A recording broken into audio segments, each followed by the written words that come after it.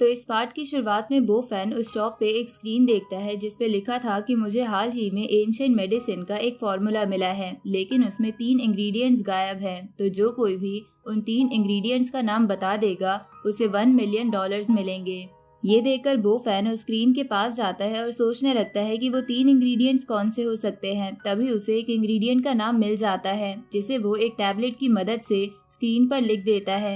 ये देखकर वो केमिस्ट भागता हुआ उसके पास आता है और कहता है कि ये तुम क्या कर रहे हो, तुम तो निहायत ही गरीब हो, तुम्हें यहाँ लिखने की इजाजत किसने दी। जिस पर वो फैन उससे कहता है कि ये तो एक पब्लिक चैनल है ना, तो मैं क्यों नहीं लिख सकता। इस पर वो केमिस्ट कहता है कि जब से ये नोटिस यहाँ लगा है तब से कई एक्सपर्ट्स यहाँ आकर इसे सॉल्व करने की कोशिश कर चुके हैं, लेकिन किसी से भी ये सॉल्व नहीं हुआ। ऊपर से एंशिएंट मेडिसिन में 10 से ज्यादा मेडिसिन होते हैं, तो तुम लक की मदद से ये चैलेंज नहीं जीत सकते, क्योंकि उसकी प्रोबेबिलिटी एक लॉटरी जीतने से भी कम है। इसलिए चुपचाप यहाँ से चले जाओ, क्योंकि कोई भी सड़क से उठकर यहाँ नहीं आ सकता। तभी उस केमिस्ट की आवाज सुनकर उस शॉप का ओनर वहाँ आ जाता है और उससे पूछता है कि यहाँ क्या चल रहा है। जिस पर वो केमिस्ट कहता है कि सर, इस गरीब लड़के के पास पैसे नहीं है और ये मेडिसिन खरीदने आ गया ताकि ये हमें परेशान कर सके। ऊपर से जब मैंने इसे भगाने की कोशिश करी, ये यहाँ आकर स्क्रीन पे लिखने लग गया। ये सुनकर वो शॉप का ओनर उस स्क्रीन को देखता है और उसे याद आता है कि अभी अभी जो 2 मेडिसिन लिखे गए हैं ये तो असली फॉर्मूले में भी यूज किए गए थे। इसलिए वो फैन से पूछता है कि क्या ये दोनों इंग्रेडिएंट्स का नाम आपने लिखा है। तभी वो केमिस्ट ओनर से कहता है कि हाँ, इसने अभी अभी ये लिखा है, पर आप गुस्सा मत होना, मैं अभी इसे हटा देता हूँ। ये सुनकर वो ओनर उस केमिस्ट को थप्पड़ मारता है और कहता है कि जल्दी से इनसे माफी मांगो। तो वो केमिस्ट ना चाहते हुए भी वो फैन से सॉरी बोलता है। तभी वो ओनर बो फैन से कहता है कि मैं भी इस लड़के की तरफ से माफी मांगता हूँ। ऐसा इसलिए हुआ क्योंकि मैंने इसे अच्छी ट्रेनिंग नहीं दी है, पर क्या आप स्क्रीन पर लिखे फॉर्मूले को पूरा कर सकते हो। इस पर बो फैन हाँ करता है। तो वो शॉप का ओनर बो फैन को पेन पकड़वाते हुए कहता है कि प्लीज आप इसे पूरा कर दीजिए और मैं आपको इसके बदले $1 मिलियन दूंगा। इस पर बो फैन कहता है कि मैं तो इसे भरने वाला था, पर तुम्हारे इस केमिस्ट ने मुझे सड़क पर रहने वाले होमलेस से कंपेयर किया था, इसलिए आप किसी और से मदद मांग लेना, मैं तो यहाँ से जा रहा हूँ। पर वो ओनर बो फैन का हाथ पकड़कर उसे रोक लेता है और केमिस्ट से कहता है कि तुम्हारी हिम्मत कैसे हुई ऐसी बात करने की, जल्दी से इनसे माफी मांगो और अगर इन्होंने तुम्हें माफ नहीं किया तो तुम अपनी नौकरी के बारे में भूल जाना। फिर वो केमिस्ट अपने घुटनों पर बैठकर खुद को चाटा मारने लगता है और बोलने लगता है कि मैं निहायत ही गरीब हूँ, मुझे आपको पहचानने में भूल हो गई। तो ये सुनकर बो फैन उसे माफ कर देता है। तभी वो ओनर केमिस्ट से कहता है कि ये यहाँ मेडिसिन खरीदने आए थे ना, तो जल्दी से इनकी सारी मेडिसिन पैक कर दो, वो मेडिसिन मेरी तरफ से इनको गिफ्ट होगा। ये सुनकर वो केमिस्ट चौंकते हुए कहता है कि सर, ये तो बहुत ज्यादा महंगी मेडिसिन है। पर वो ओनर चुपचाप उसका काम करने को बोल देता है। इसके बाद वो बो फैन से कहता है कि प्लीज आप ये फॉर्मूला कंप्लीट करने में मेरी मदद करो। ये सुनकर बो फैन पेन लेकर सोचने लगता है कि आखिरी इंग्रेडिएंट कौन सा हो सकता है। तभी उसे इंग्रेडिएंट्स याद आता है और उसे स्क्रीन पर लिख देता है। तभी एक सॉफ्टवेयर उन सभी इंग्रेडिएंट से मेडिसिन बनाने की कोशिश करता है, जिसे देखकर वो ओनर कहता है कि अब की बार ये फॉर्मूला जरूर तैयार हो जाएगा। इधर वो केमिस्ट ये देखकर बोलता है कि आज तो चमत्कार हो रहा है। दूसरी तरफ वो ओनर बो फैन से कहता है कि मुझे बहुत याद करने पर पहले 15 इंग्रेडिएंट्स याद आए थे, लेकिन मैं इसके लास्ट के 3 इंग्रेडिएंट्स भूल गया था और मुझे लगा था कि इस लाइफ में मैं इस फॉर्मूले को नहीं बना पाऊंगा। उसी वक्त वो कंप्यूटर कैलकुलेट करके बताता है कि जो इंग्रेडिएंट्स लिखे गए हैं उनसे कोई मेडिसिन नहीं बन सकती, इसलिए प्लीज इंग्रेडिएंट्स को बदलें। ये सुनकर वो ओनर चौंकते हुए बो फैन से कहता है कि जो इंग्रेडिएंट्स आपने लिखे हैं वो एक दूसरे के बिल्कुल अपोजिट है, मुझे लगता है इस वजह से ये फॉर्मूला जनरेट नहीं हो पाया। जिस पर बो फैन कहता है कि मेरे लिखे इंग्रेडिएंट्स में से कोई गलत नहीं है, जो 15 इंग्रेडिएंट्स आपने पहले लिखे थे उनमें से एक इंग्रेडिएंट आपने गलत लिखा है और उसी वजह से फॉर्मूला जनरेट नहीं हो पाया। और ऐसा इसलिए हुआ होगा क्योंकि जो इंग्रेडिएंट आपने गलत लिखा है वो सही वाले से बिल्कुल मिलता जुलता है। ये सुनकर वो ओनर कहता है कि हो सकता है कि मेरे से गलती हुई, क्योंकि ये फॉर्मूला बहुत ज्यादा पुराना है। अब वो फैन वो पहले वाले इंग्रेडिएंट्स को सही कर देता है। जिसके बाद वो कंप्यूटर दोबारा फॉर्मूला जनरेट करने लगता है, जिसे देखकर ओनर कहता है कि लगता है अब की बार सब कुछ सही जाएगा। जिसके बाद वो बो फैन से उसका नाम पूछता है। उसी वक्त कंप्यूटर बताता है कि ये फॉर्मूला सही है। तो ये देखकर वो ओनर खुश होते हुए बो फैन से पूछता है कि आपका नाम क्या है और आपके मास्टर कौन थे। इस पर बो फैन अपना नाम बताते हुए कहता है कि मेरे मास्टर अब रिटायर हो चुके हैं। इस पर वो ओनर कहता है कि तुमने मेरी फॉर्मूला कंप्लीट करने में मदद की है, इसलिए अब मेरी बारी है एहसान चुकाने की। तभी वो केमिस्ट से कहकर सारी मेडिसिन मंगवा लेता है।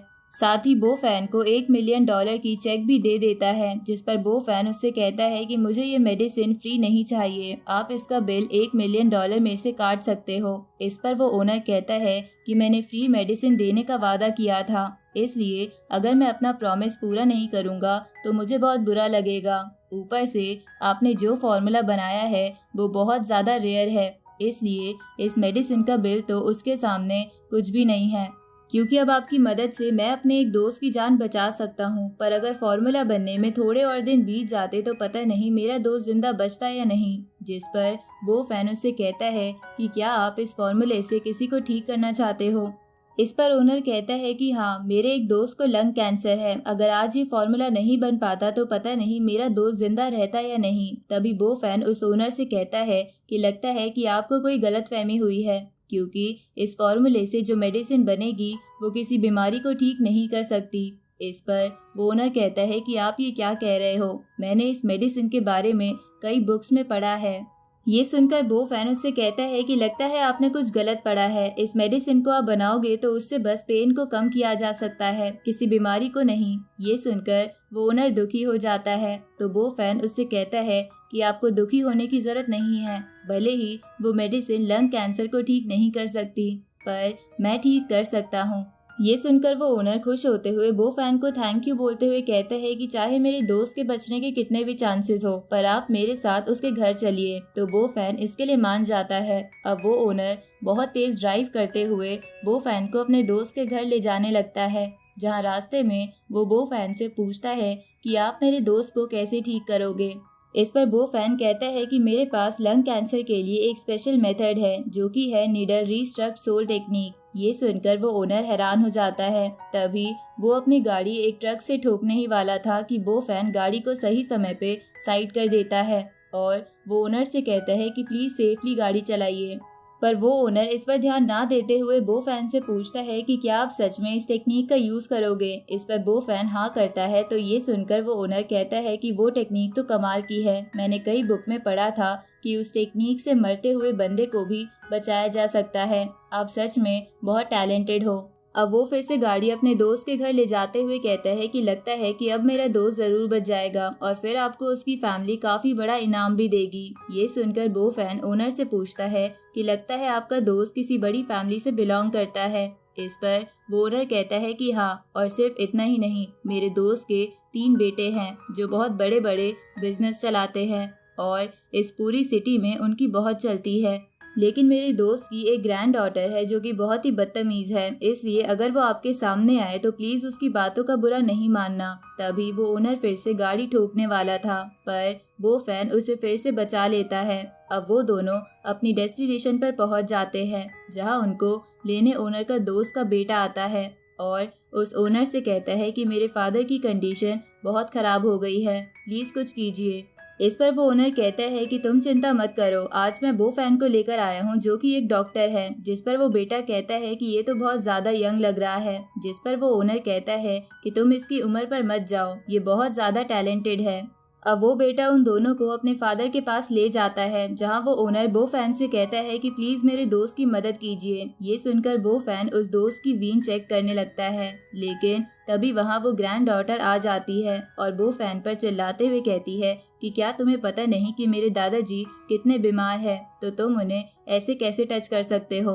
तभी वो बेटा उस ग्रैंड डॉटर से कहता है कि ये एक डॉक्टर है और मेरे फादर को ठीक करने आए हैं।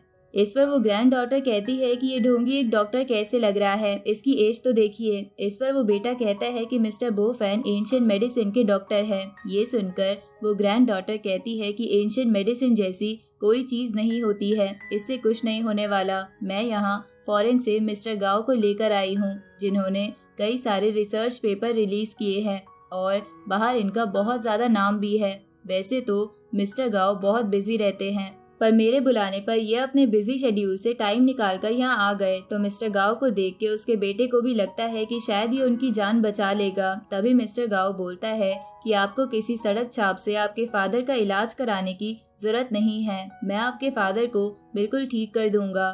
तभी वो बेटा ओनर और बो फैन से कहता है कि आप मेरी बेटी और मिस्टर गाओ के किसी भी बात को अपने दिल पर मत लेना। तभी बो फैन कहता है कि क्योंकि अब नया डॉक्टर आ गया है तो मैं अब यहाँ से जा रहा हूँ, लेकिन वो ओनर बो फैन को रोकते हुए कहता है कि प्लीज आप रुक जाए, मैंने इतने सालों में कई सारे एक्सपर्ट्स देख लिए हैं, लेकिन उनमें से कोई भी मेरे दोस्त को ठीक नहीं कर पाया। लेकिन बो फैन कहता है कि यहाँ तो सिचुएशन खराब हो गई है, इसलिए हमें चलना चाहिए। ये सुनकर वो ओनर कहता है कि मेरे दोस्त की लाइफ बहुत ज्यादा खतरे में है, अगर हम आज यहाँ से चले गए तो एंशिएंट मेडिसिन का नाम हर जगह खराब हो जाएगा।